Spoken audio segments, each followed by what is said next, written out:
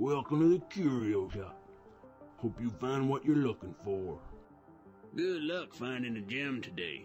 It's me, Artifact, and it's time for episode 2 of my mini-series where I repaint the little cubby things. In episode 1, I repainted the top left cubby into a beautiful, super colorful, and magical sunset burst thing over ocean waves. It's very beautiful, and you should check it out here. But for today's episode, we are tackling the top right cubby, which is a little mushroom garden thing at night with some eyes? I don't even really know. I'm not even quite sure what it is, but I'm very excited to get started on this one because, not to toot my own horn, but I'm very proud of the design and I'm super excited to get started. My new design is quite similar to what I have here, except it's a lot more whimsy, a lot more colorful, a lot more shrooms, and just a lot more variation. It's much better. And I'm also going to be trying out a new painting style today. Something that I have never tried. Well, I kind of attempted it here on the yellow mushrooms. I did a little neon glow effect thing, but today I'm gonna go all out. I'm gonna be making this glowing neon bioluminescent whimsy. So grab a snack, stay hydrated, get cozy, and kick back and relax because it's time to do the second cubby. She's flipped up with these horrible DIYs. She's turning these flimsy flops into fierce fixes.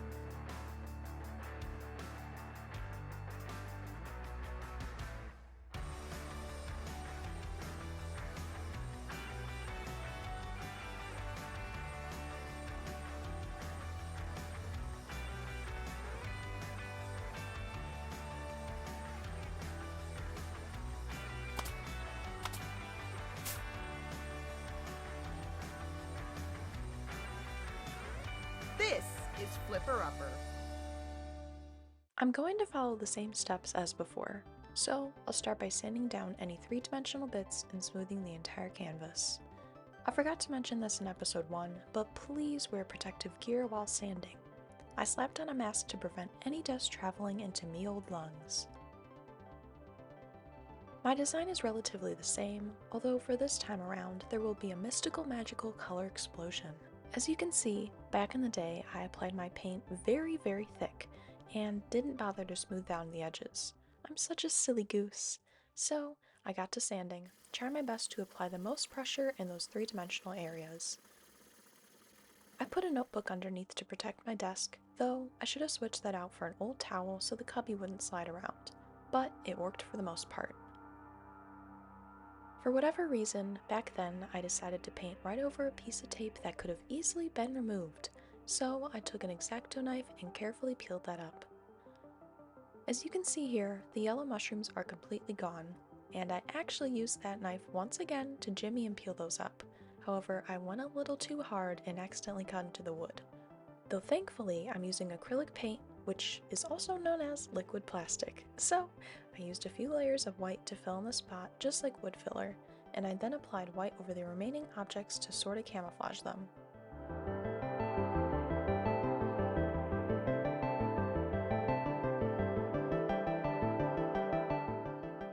Now it's time to sketch out the design.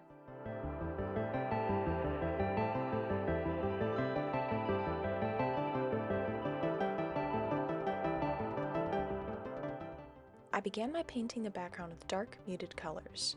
I wanted some different color variation, although I wound up painting over this initial layer on the foreground with a more of a muddier version of each color. I painted the sky a dark royal blue and waited for that to dry. As you can see, I applied very thick layers of paint. Why? Because after years of painting and doing my nails, I just still haven't learned that thin layers dry quick. But oh well, that's what a handheld fan is for. And then I once again sketched out my design. And why did I do this twice? Well, why not?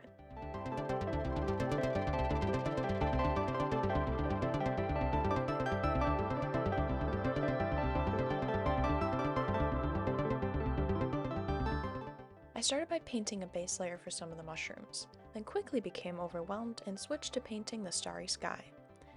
I had an idea to create a halo effect by dry brushing the paint, however that did not go as planned. I highly recommend adding a drop of water to your acrylic paint and then immediately going in with a dry, stiff brush. However, I waited far too long and it started to lift up the paint.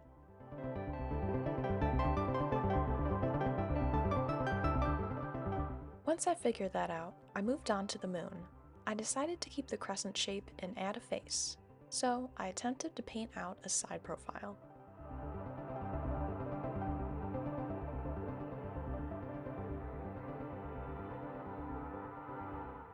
As that dried, I went back to the stars and tried to do some more dry brushing, only to give up because I just could not figure this out.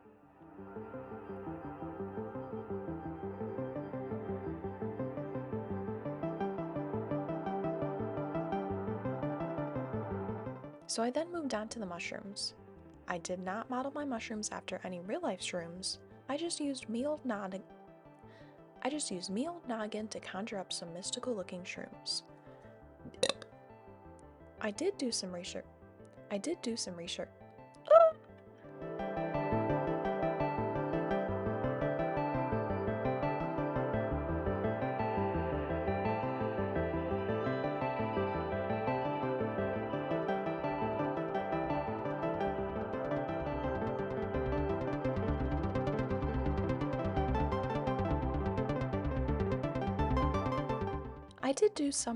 to see where the bioluminescence comes from. And fun fact, though bioluminescent mushrooms have been long studied by scientists, they weren't sure why the fungi glowed only up until the year 2015. Researchers figured out that the mushrooms use luciferins, which are light-emitting compounds found in other glowing animals and plants, and this is to attract insects. The bugs then help spread their spores to sheltered places in the forest, which helps the mushroom species survive. The glow can be emitted from the spores in the mushroom cap, the stem, or even the entire thing. As you can probably tell, I put the mushrooms off for last. I took another trip to Procrastination Station, or as I once called it, the Procrastination Express. I stepped off the Procrastination Express station. I stepped off into Procrastination Station. I then moved on to adding some smaller details to give this piece some flower power. When using acrylic paint, the more water added will help the brush glide more effortlessly. This helps especially when doing small detailed objects and painting fine lines. The mushrooms looked cute, but they were lacking in detail. When adding highlights and shadows, using your initial main color with either a dash of white or black will help it look more cohesive and natural. And if you're curious, Olive made sure to check up on my progress throughout. She said that there will be no slacking in the scroll bossing office.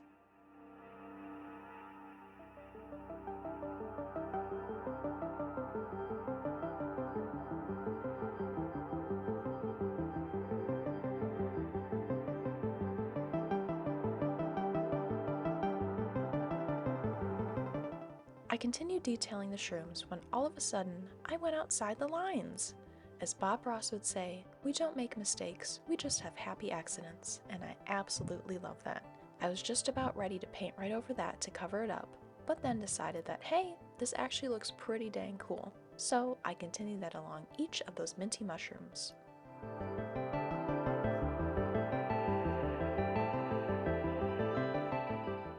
I painted more details and added some shadows and highlights.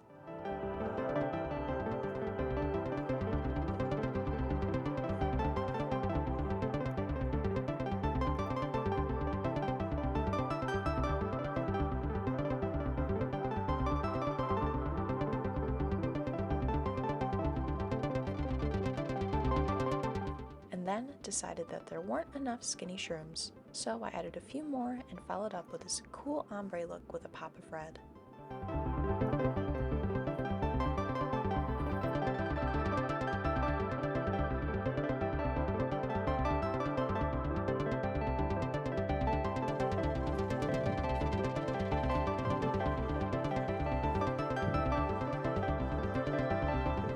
I'm sadly not ambidextrous like SpongeBob, so this is why I only film from the left-hand side.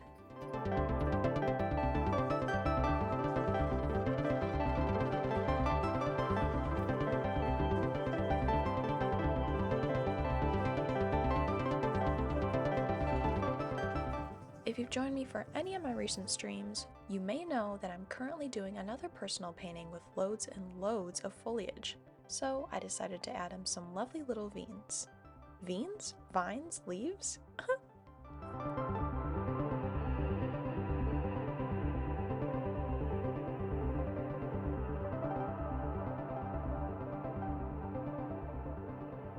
I then found the courage to go back and paint the stars, and I just can't stray from that mid-century modern look. So I conjured up some pointy stars and used that same royal blue to crisp up the lines.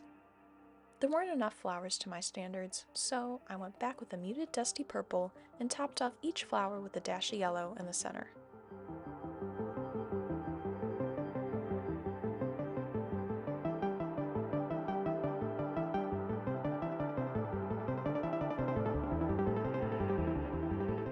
After a few more coats of yellow, I decided to paint a lovely little face on the moon, using the same blue shades throughout the mushrooms to draw attention throughout the painting.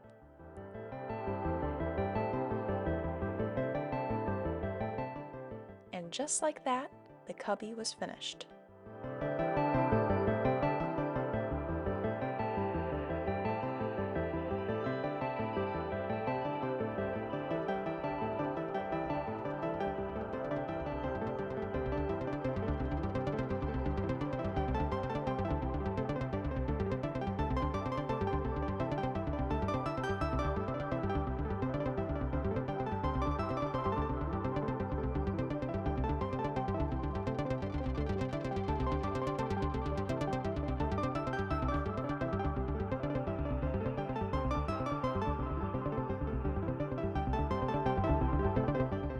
While I still have your attention, please stay tuned to learn how you can help the dogs of Detroit.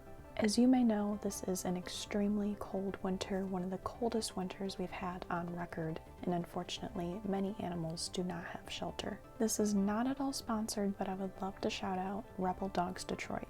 They are a radical rescue collective based in the heart of Detroit, Michigan, and their mission is to create a street-to-home network for the abandoned and abused dogs of Detroit. Sadly, many unhoused dogs do not have any shelter to seek during these very cold months, and even some dogs that do have homes are left chained up outside in these very dangerous temperatures. Rebel Dogs Detroit aids the epidemic of stray, abandoned, and abused dogs through rescue, rehabilitation, and rehoming through their no-kill shelter. No matter the condition of these dogs that come into their shelter, they are there to protect them and serve them and get them back to health, no matter what their condition may be.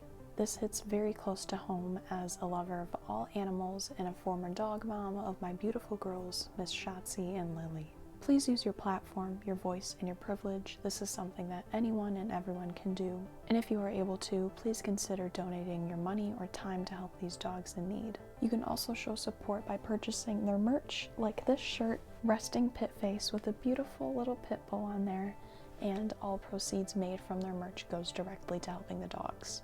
I will have Rebel Dogs Detroit website linked below in the description for you to check out, and I thank you for listening. Back to painting, I am so very happy with how the second cubby turned out. I honestly was ready to give up at certain points, and as you could tell throughout this video, I procrastinated a lot, to the point where I just wanted to do literally anything else to avoid painting. But I persevered. This was such a fun project, and I'm so glad that I was able to try out kind of a new painting technique. I mean, obviously before I did like a little neon type look, but I've never done anything close to this to make it look like it was glowing. So the darker the background you do and the more pastels you use for your objects, the more of a bioluminescent paradise will happen. Plus, we learned a little lesson on the science of how these mushrooms glow. So, the more you know. And if you've been subscribed to the channel since this past fall, around September or October, you might remember the video where I made my DIY UFO grow light. And if you saw that, you will recognize that the stars on that are pretty much the same as the stars on this. I just love that look. And be sure to check out that DIY, as that is one of my absolute favorite upcycling DIYs I've ever done. As we all know, there is a whole lot of shitty poo-poo caca-dookie going on in the world right now, especially here in the US now, but please remember to take time for yourself. Just Take a deep breath, try to relax, and keep being creative. I'm sending you all an immense amount of love and strength and support. We got this. We will get through this. And please be sure to visit Rebel Dogs Detroit, linked in the description below, along with CORE. They are an organization based in LA helping those affected by the wildfires. They are doing such wonderful things. Use your voice, use your privilege, use your platform, and please remember to be kind to yourself, be kind to others, and be kind to the earth. And I will see you on my next video or live stream. We've been having lots of fun in the streams lately, and I'd love for you to join. Have a fabulous day.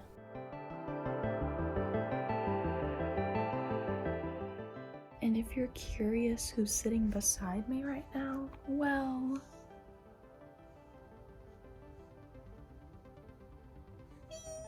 they are a radical rescue collective based here in Rebel Dogs Detroit. Take a deep breath and use your voice, use your privilege, and use your platform, and